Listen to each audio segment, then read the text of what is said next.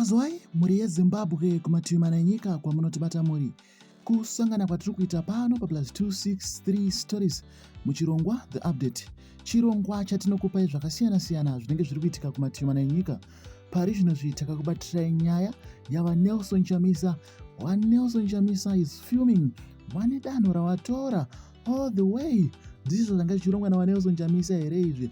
Ladies and gentlemen, tinenge tichizopinda mafull details tichikuratidzai zviri kutaurwa naNaChamisa nezveurongwa hwavo mugore ra2025. Asi ngosati tapinda mafull stories, muri yeZimbabwe ndenge ndichikumbira kwamuri ikoko, kana paine vasati vasubscribe ndenge ndichikumbira kuti munge muchisubscribe.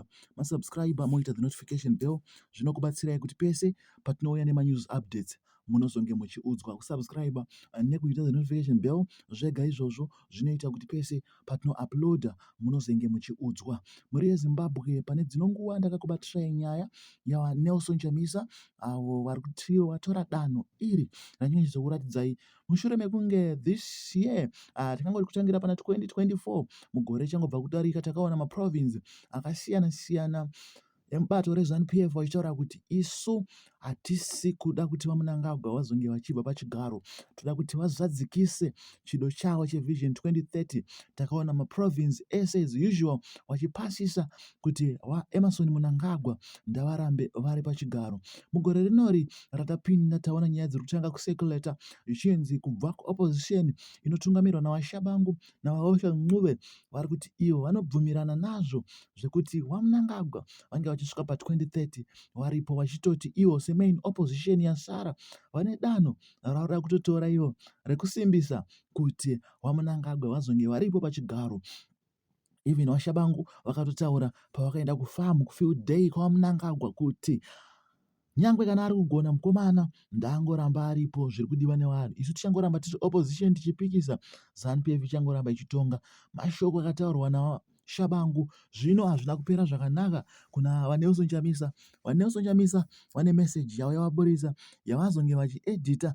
Pane zvizhinji zvavataura kwekupera kwemeseji iyoyo, saka ndanga ndichida kuti tifambirane nayo muchinzwa zviri kufungwa nezviri kutorwa naVaNaChamisa. Mushure mekunge takaona sarudzo dzekuMozambique dzichiitwa, bato rinotonga Mozambique ndo rakangodzoka pachigaro, asi zvakambonetsa opposition nanhasi kune maprotests ari ikoko.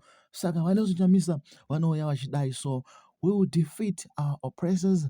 I have lately been reading the book of Judges, particularly chapter 6 to 8. These chapters about the story of Gideon have been of great inspiration to me. Our circumstances, although painfully difficult, sometimes seemingly unbearable, do not equate to the absence of God. God is in it. He is for us. He is with us, and He is the determiner and definer of our destiny as people. Muri yeZimbabwe arambai muineni apa ndiri kuverenga panapa pane zviri kupesira. And we shall be victorious when we walk through the difficult times, dark, isolated, and hard places. We must continue to trust Him, cry out for help to our great God. He heals us, He sees us, He knows us, He loves us, He creates us. We are seen, heard, known, and loved beyond measure, more than anything we could possibly imagine. There is never a time or a place in our lives where He has abandoned or forsaken us, and there never will be. Do not allow your circumstances to diminish your faith. God meets us right where we are, no matter our circumstances or situations.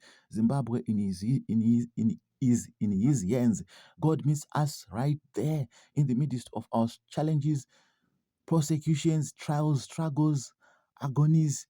We are taken through the fires not to be burned and punished, but to be purified and saved. He walks us and even carries us through them. God chose Gideon to lead Israel against oppressive Midianites because He wanted to demonstrate His power through Gideon's wickedness. Gideon was not an obvious choice, but God's choice was faithful and obedient. Gideon defeated the Midianites even though he was adequate and outnumbered.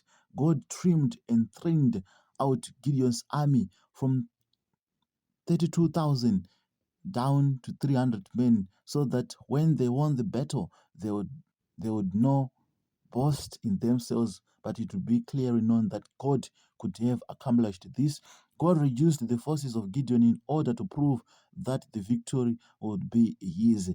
Zviri kunzi vana Shabangu, vana Watchman Nguve, vana vese vakabuda ivavo, Mwari anovabvisira kuitira kuti zviprove kuti iye Gideon.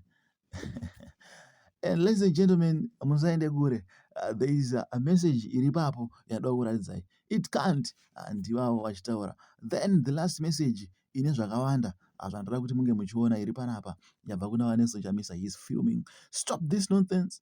We want to extend. You want to extend pain and suffering. You want to extend extreme and deadening poverty. You want to extend unemployment. You want to extend hunger and lack. You want power outages, electricity shortages, and water shortages. You want to extend this currency crisis and cash shortages. You want to extend high taxes and skyrocketing prices. You want to extend oppression. You want to extend fear, yet intimidation. You want to extend terror and violence. You want to extend conflict. You want to extend the nation's isolation. You want to extend looting and corruption. You want to extend bribery and chicanery. You want to extend the dying hospitals and the dying in hospitals. You want to extend chaos in education. You want to extend the suffering of teachers under squalid conditions. You want to extend the suffering of workers and civil servants. You want to extend the suffering of pensioners. You want to extend the closing down of business. You want to extend the capital flight and brain drain. You can't. You store the people's mandate, hopes, and voice, and you want to extend that theft. You can't extend theft. It can't. Stop it. It can't.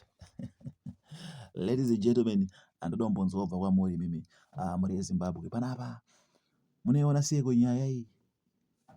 But this time hatichade zvekungotaura. This time tavada kuita action. Ndeipiko action ingangotorwa naNaChamisa.